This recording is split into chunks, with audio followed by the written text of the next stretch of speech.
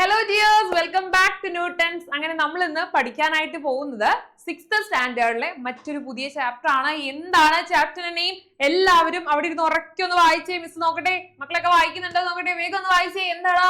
Yes, let save for the future അഥവാ സ്വരുക്കൂട്ടാം കരുതി വയ്ക്കാം എന്നുള്ളതാണ് നമ്മുടെ പുതിയ ചാപ്റ്ററിന്റെ നെയിം. വേഗം കേട്ടോ, വേഗം എല്ലാവരും ഒന്ന് വായിക്കാം. വായിച്ചോ? വായിച്ചെങ്കിൽ കുറച്ച് റെഡ് ഹാർട്ട് ഇട്ടേ നമ്മുടെ ചാറ്റ് ബോക്സിൽ. വേഗം വായിച്ചു കഴിഞ്ഞെങ്കിൽ വായിച്ചവർ മാത്രം ഇട്ടാൽ മതി കേട്ടോ റെഡ് ഹാർട്ട്. നോക്കട്ടെ, വേഗം ആയിക്കോട്ടെ. Yes, okay. നോക്കിക്കേ, ലെറ്റ് സേവ് ആണല്ലോ, നമുക്ക് ഫ്യൂച്ചർ ഭാവിയിലേക്ക് വേണ്ടി എന്തെങ്കിലും സേവ് ചെയ്യാം, കരുതി വെക്കാം എന്നൊക്കെയാണ് നമ്മൾ പറഞ്ഞത് അല്ലെ. ചാപ്റ്ററിന്റെ പേര് കരുതി വെക്കാം, സ്വരുക്കൂട്ടാം എന്നൊക്കെ ഉള്ളതാണ്. ഞാൻ നിങ്ങളെന്താ കുറച്ച് ബാങ്കുകളാണ് പരിചയപ്പെടുത്താൻ പോകുന്നത്. മക്കളെ, ഈ ചിത്രത്തിൽ കാണുന്ന ഫെഡറൽ ബാങ്ക് കണ്ടിട്ടുള്ളവരുണ്ടെങ്കിൽ വേവ് ചെയ്യുക ഹാൻഡ്സ്. ഈ ഫെഡറൽ ബാങ്ക് കണ്ടിട്ടുള്ളവരുണ്ടെങ്കിൽ യെസ്. ഞാൻ അടുത്ത് നോക്കിക്കേ, റിസർവ് ബാങ്ക് ഓഫ് ഇന്ത്യ RBIയിൽ കണ്ടിട്ടുള്ളവർ, പോയിട്ടുള്ളവരുണ്ടോ നമ്മുടെ ക്ലാസ്സിൽ?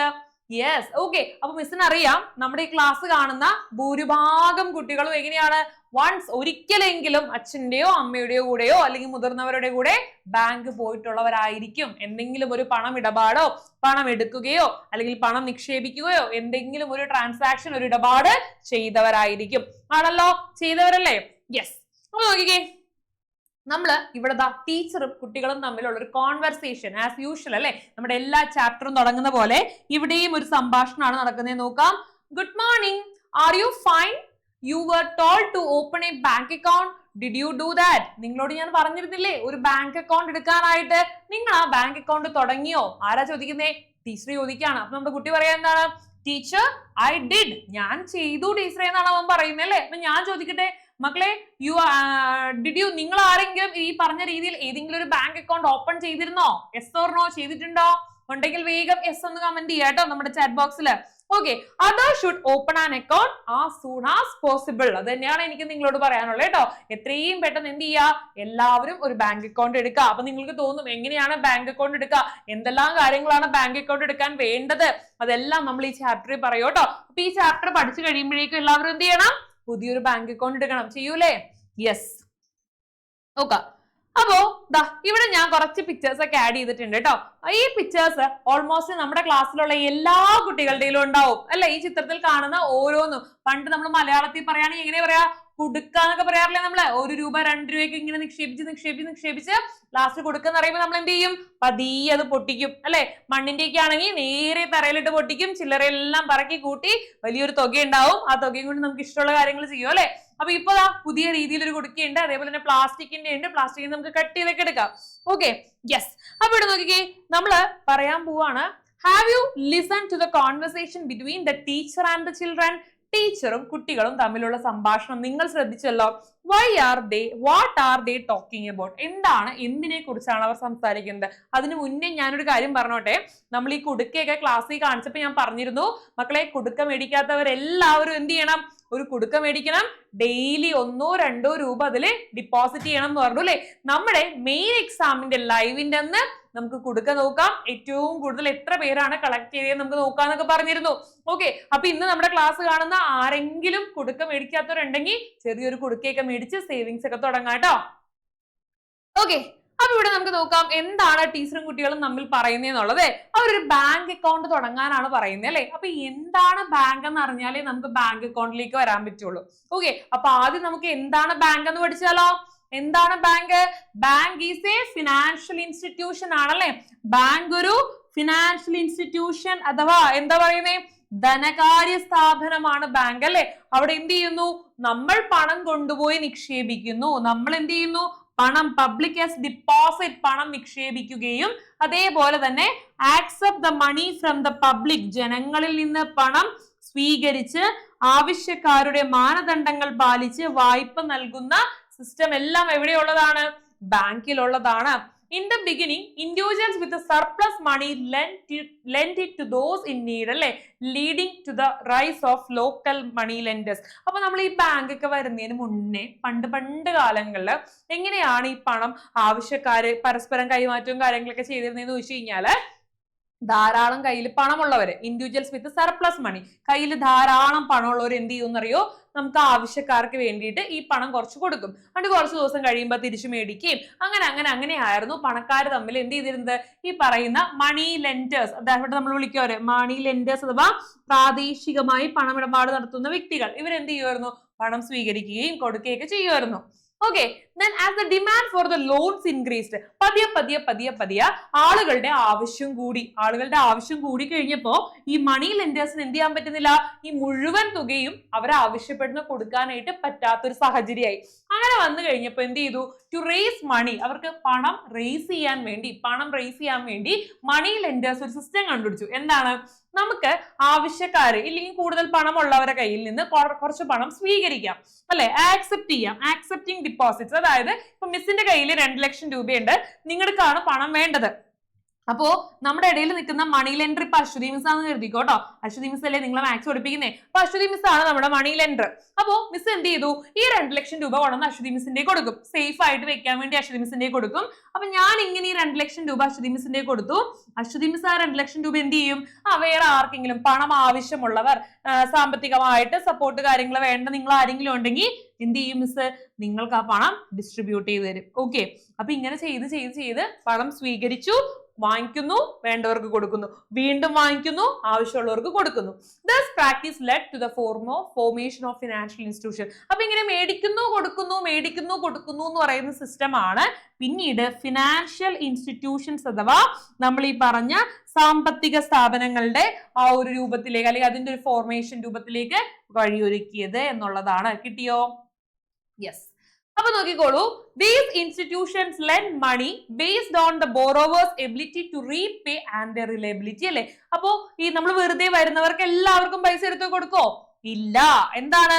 borrower's ability to repay and their reliability, അല്ലെ? അപ്പൊ നൽകിയവർക്ക് തിരിച്ചടക്കുന്നവരുടെ വിശ്വസ്തതയും തിരിച്ചടയ്ക്കാനുള്ള അടിസ്ഥാനമാക്കിയിട്ട് പൈസ കൊടുത്താൽ തിരിച്ചു കിട്ടുമോ എന്നുള്ള കാര്യങ്ങളൊക്കെ നോക്കിയിട്ടേ ഇവർ എന്ത് ചെയ്യുള്ളൂ, പണം കൊടുക്കാനായിട്ട് തുടങ്ങുകയുള്ളൂ എന്നുള്ളതാണ്. ഓക്കെ, അപ്പൊ അങ്ങനെ when the deposit collection and lending activities grew beyond the individual capacity, ഒരാളുടെ കയ്യിൽ നിന്നും വളർന്ന് ഒരുപാട് വലിയ രീതിയിലുള്ള ഇടപാടുകളും കാര്യങ്ങളൊക്കെ നടക്കാൻ തുടങ്ങിയപ്പോ it paved the way for the establishment of an organized financial institution known as today's banks. പതിയെ ബാങ്കുകൾ ഉൾപ്പെടെയുള്ള ധനകാര്യ സ്ഥാപനങ്ങൾ വരുന്നതിനത് കാരണമായി എന്നുള്ളതാണ് ട്ടോ. ബാങ്കുകൾ ഉൾപ്പെടെയുള്ള ധനകാര്യ സ്ഥാപനങ്ങൾ വരുന്നതിന് കാരണമായി. അപ്പൊ കിട്ടിയോ? ബാങ്ക് വന്നത് എങ്ങനെയാന്നുള്ളത് പെട്ടെന്ന് ഒരു ദിവസം ഓടി വന്നതല്ല, പതിയെ വലിയൊരു പ്രോസസ്സിലൂടെ വന്നതാണ്. Okay, അപ്പോ what changes took place in economic activities when local financial institutions developed into bank?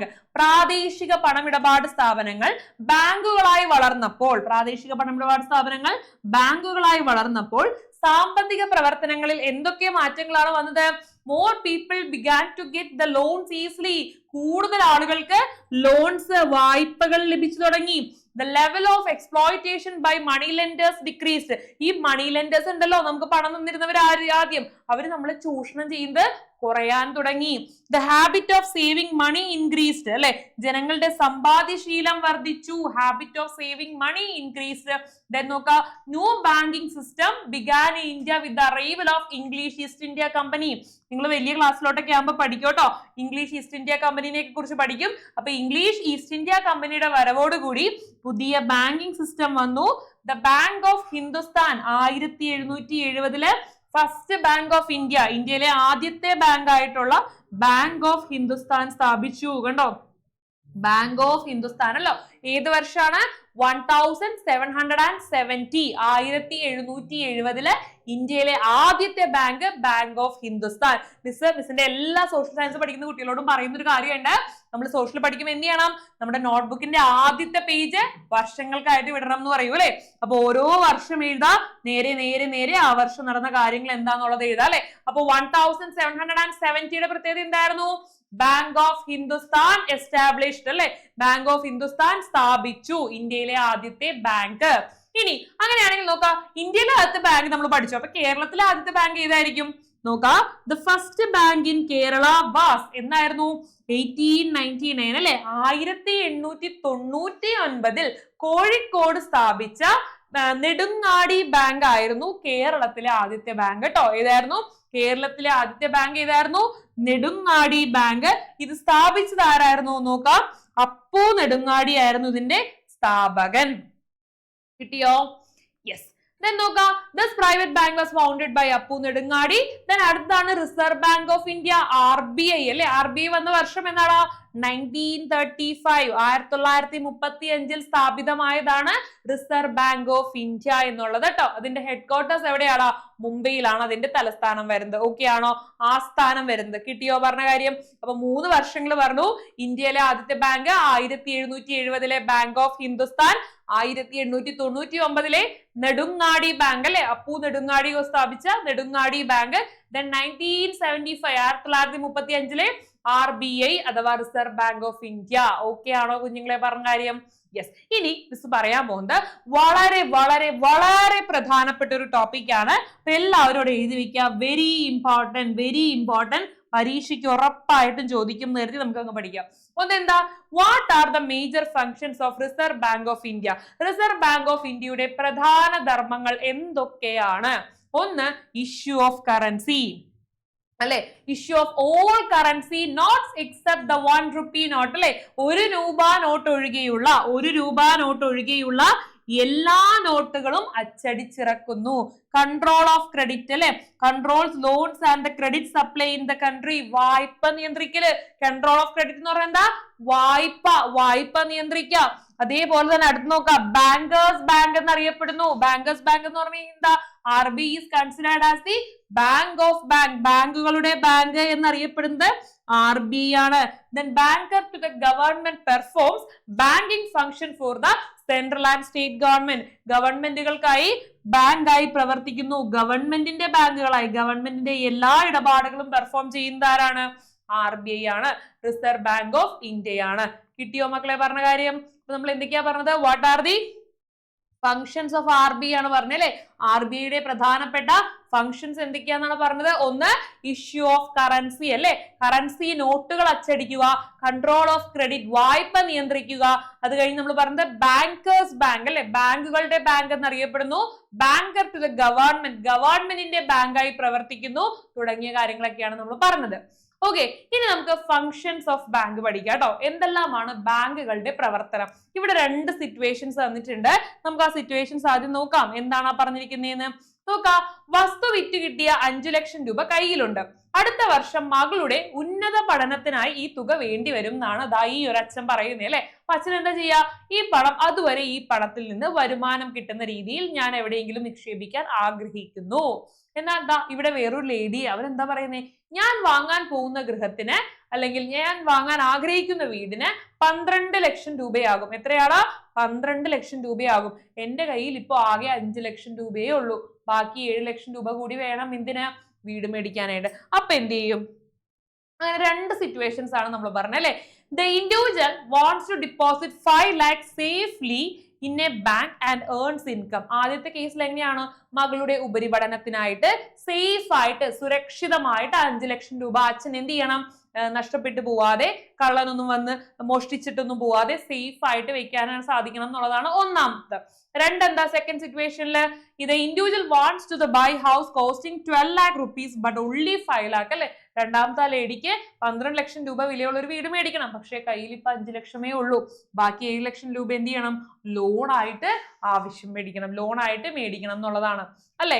അപ്പൊ ഇവിടെ നോക്കിക്കേടാ, നമ്മളൊരു പിക്ചർ പഠിക്കാൻ പോവാണ്. Observe the picture and complete the list. എന്താണ് ആക്ച്വലി ബാങ്കുകൾ ചെയ്യുന്ന പ്രവർത്തനം? എന്താണ് ബാങ്ക് ചെയ്യുന്നത്? ബാങ്ക് എന്ത് ചെയ്യുന്നു? ഡിപ്പോസിറ്റുകൾ ആക്സെപ്റ്റ് ചെയ്യുന്നു, നിക്ഷേപങ്ങൾ സ്വീകരിക്കുന്നു, വായ്പകൾ കൊടുക്കുന്നു അല്ലെ, ലോൺസ് കൊടുക്കുന്നു. അതേപോലെ തന്നെ എന്ത് ചെയ്യുന്നു? Repay the loans with interest. നമ്മൾ ജനങ്ങള് ആ ലോൺ മേടിച്ചിട്ട് ആ ലോൺ തിരിച്ചു കൊടുക്കുമ്പോൾ ലോണിന്റെ തുക മാത്രമായിരിക്കും കൊടുക്കുക, അല്ല അതിനൊരു പലിശ കൂടി കൊടുക്കും അല്ലെ. പലിശ സഹിതം തിരിച്ചു കൊടുക്കുന്നു. അപ്പൊ ആ പലിശ ബാങ്ക് സ്വീകരിച്ചിട്ട് ആ ഇൻട്രസ്റ്റ്, ആ പലിശ ആർക്ക് കൊടുക്കുന്നു? ബാങ്ക് നമ്മള് പണം കൊണ്ടുവന്ന് നിക്ഷേപിച്ചവർക്ക് കൊടുക്കുന്നു എന്നാണ് പറഞ്ഞത്. അപ്പൊ എന്ത് ചെയ്യുന്നുണ്ട്? 2 പേർക്കും പലിശ കിട്ടുന്നുണ്ട് അല്ലെ. പണം കൊണ്ടുപോയി ഇട്ടാലും പലിശ കിട്ടും, പണം നമ്മൾ ബാങ്കിൽ നിന്ന് എടുത്തു കഴിഞ്ഞാലും പലിശ കിട്ടും അല്ലെ. അപ്പൊ ബാങ്കിന് എന്താ ഇതിൽ നിന്നുള്ളൊരു ലാഭം? എന്താ ലാഭം നോക്കണ്ടേ നമുക്ക്?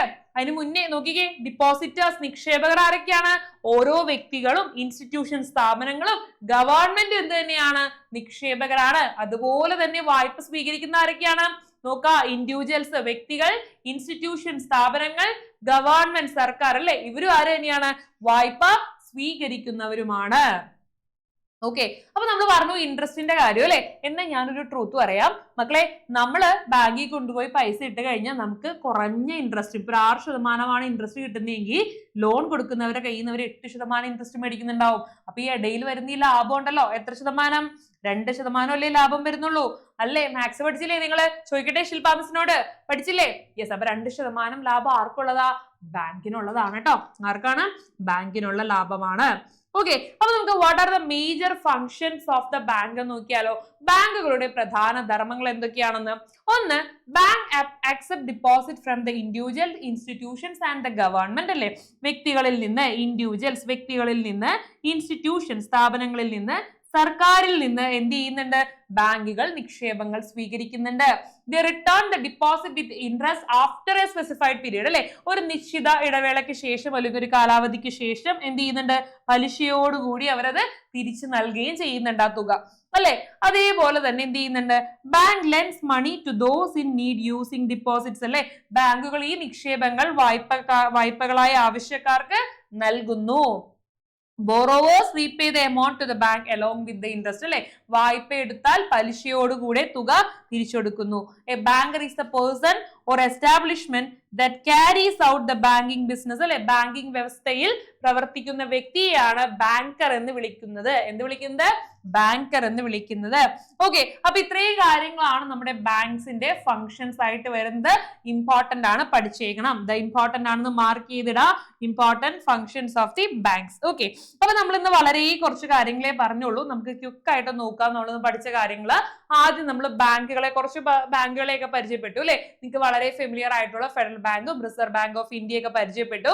അത് കഴിഞ്ഞ് നിങ്ങളോട് ഒരു സേവിങ്സ് കുറച്ച് സേവിങ്സ് ഒക്കെ വേണം, ഒരു സേവിങ് ഹാബിറ്റ്സ് ഒക്കെ തുടങ്ങാൻ വേണ്ടിയിട്ട് കുറച്ച് ടിപ്സ് ഒക്കെ ഞാൻ പറഞ്ഞു തന്നിട്ടുണ്ട്. അപ്പൊ ആ ടിപ്സ് ഒക്കെ ചെയ്യാട്ടോ. ഓക്കെ, ദെൻ അത് കഴിഞ്ഞ് നമ്മൾ എങ്ങനെയാണ് ബാങ്കുകൾ വന്നെന്നുള്ള ചരിത്രം പറഞ്ഞു അല്ലെ. മണി ലെൻഡേഴ്സിൽ നിന്ന് എങ്ങനെ ഇന്നത്തെ ബാങ്കുകളായി മാറി എന്നുള്ള കഥയൊക്കെ നമ്മൾ പറഞ്ഞു. അപ്പൊ അതൊക്കെ എല്ലാവരും നന്നായിട്ട് വായിക്കണം. പിന്നെ നമ്മൾ പറഞ്ഞത് എന്താണ്? കേരളത്തിലെ ആദ്യത്തെ ബാങ്ക് ഏതാണ്? ഇന്ത്യയിലെ ആദ്യത്തെ ബാങ്ക് ഏതാണ്? Then RBI reserve bank of India വന്ന വർഷം ഏതാന്ന് പറഞ്ഞു അല്ലെ. ദെൻ ഏറ്റവും ഇമ്പോർട്ടന്റ് ആയിട്ടുള്ള റിസർവ് ബാങ്ക് ഓഫ് ഇന്ത്യയുടെ ഫങ്ഷൻസ് എന്തൊക്കെയാന്നുള്ളതാണ് നമ്മൾ പറഞ്ഞത്. ദെൻ റിസർവ് ബാങ്ക് ഓഫ് ഇന്ത്യയുടെ ഫങ്ഷൻസ് കഴിഞ്ഞ് നമ്മൾ ബാങ്കുകളെ കുറിച്ച് പറഞ്ഞു. 2 സിറ്റുവേഷൻസ് വായിച്ചു. ദെൻ ബാങ്കുകളുടെ ഒരു ഫ്ലോ ചാർട്ട് ഒക്കെ നമ്മൾ ചെയ്തു അല്ലെ. മക്കൾ ഈ ഫ്ലോ ചാർട്ട് ഒന്ന് നോട്ട് ചെയ്തേക്കണം. എക്സാമിന് ചോദിക്കും നിങ്ങളോട് ഫിൽ ഇൻ ദ ബ്ലാങ്ക്സ് ആയിട്ട് ഈ ഫ്ലോ ചാർട്ട് ചോദിച്ചേക്കാം. സോ ഈ ഫ്ലോ ചാർട്ട് എല്ലാവരും ഉഷാറായിട്ട് പഠിച്ചേക്കാം. അത് കഴിഞ്ഞ് നമ്മൾ എന്താ പറഞ്ഞത്? ഡിപ്പോസിറ്റേഴ്സും ബോറോവേഴ്സും അല്ലെ, നിക്ഷേപകരും വായ്പ സ്വീകരിക്കുന്നവരെയും കുറിച്ച് പറഞ്ഞു. ഫൈനലി നമ്മൾ മറ്റൊരു പ്രധാനപ്പെട്ട ടോപ്പിക്കാണ് പറഞ്ഞത്, മേജർ ഫങ്ഷൻസ് ഓഫ് ബാങ്ക്സ് അല്ലെ. ബാങ്കുകൾ ചെയ്യുന്ന പ്രധാന ധർമ്മങ്ങൾ എന്തൊക്കെയാന്നുള്ള കാര്യങ്ങളാണ് പറഞ്ഞത്. ഓക്കെ, അപ്പൊ കുറച്ച് കാര്യങ്ങളെ പറഞ്ഞുള്ളൂ. ബാക്കി കാര്യങ്ങൾ നമുക്ക് വരുന്ന ക്ലാസ്സുകളിലായിട്ട് പറയാം. ഓക്കെ, അപ്പൊ ഇത്രയും കാര്യങ്ങൾ എല്ലാവരും എന്ത് ചെയ്യുക? ഉഷാറായിട്ട് സെറ്റ് ആയിട്ട് പഠിക്കാം. നെക്സ്റ്റ് ക്ലാസ്സിൽ നമുക്ക് ബാക്കി കാര്യങ്ങൾ ഡിസ്കസ് ചെയ്യാം. സോ അതുവരെ എല്ലാവർക്കും ബൈ ബൈ.